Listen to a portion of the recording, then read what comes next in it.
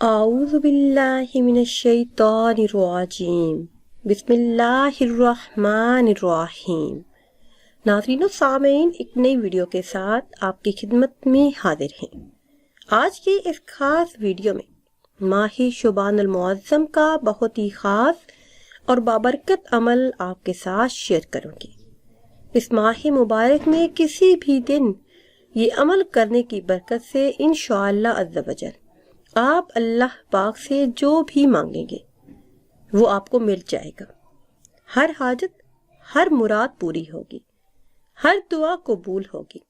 نبی کریم صلی اللہ علیہ وسلم ارشاد فرماتے ہیں کہ ماہ شعبان المعظم میں جو کوئی 3000 مرتبہ درود شریف پڑھ کر مجھ کو بخشے گا، باروز محشر میں اس کی شفاعت کروں گا، اس کی شفاعت مجھ پر واجب ہو جائے گی۔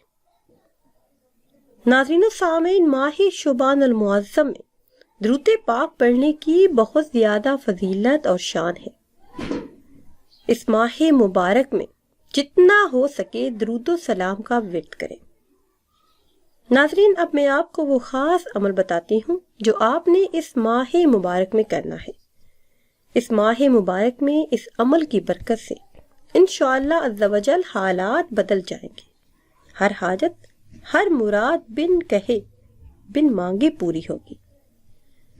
حضرت اسامہ بن زید رضی اللہ تعالی عنہ سے روایت ہے کہ رسول کائنات صلی اللہ علیہ وسلم نے ارشاد فرمایا، شعبان کا مہینہ رجب اور رمضان کے درمیان کا مہینہ ہے، لوگ اس کی فضیلت سے غافل ہیں، حالانکہ اس مہینوں میں بندوں کے اعمال پروردگار عالم کی جانب اٹھائے جاتے ہیں۔ اس لیے میں اس بات کو پسند کرتا ہوں کہ میرا عمل بارگاہ الہی میں اس حال میں پیش ہو کہ میں روزہ دار ہوں۔ ناظرین، اس ماہ مبارک میں روزہ رکھنے کی بہت زیادہ فضیلت اور شان ہے۔ نبی کریم صلی اللہ علیہ وسلم کا فرمان عالی شان ہے، جس شخص نے شعبان میں ایک روزہ رکھا اس کو میری شفاعت حاصل ہوگی۔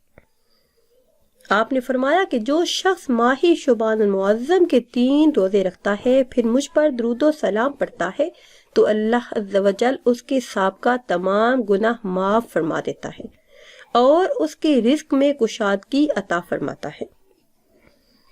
ناظرین و سامعین، اس ماہ مبارک میں چلتے پھرتے اٹھتے بیٹھتے نبی کریم صلی اللہ علیہ وسلم کی ذات بابرکت پر درود و سلام کا نذرانہ پیش کیجیے۔ اس کے علاوہ دن کے کسی بھی حصے میں اول آخر کسی بھی تعداد میں درود ابراہیمی پڑھیے یا پھر جو بھی درود پاک آپ کو یاد ہو پڑھ لیجیے۔ پھر اس کے بعد صرف ایک تسبیح اللہ عز و جل کا یہ اسم مبارک یا حیو یا قیوم، دن کے کسی بھی حصے میں یہ ایک تسبیح پڑھ لیجیے۔ اس کے بعد اللہ عز و جل سے دعا کیجیے، انشاءاللہ عز و جل ہر حاجت، ہر مراد پوری ہوگی۔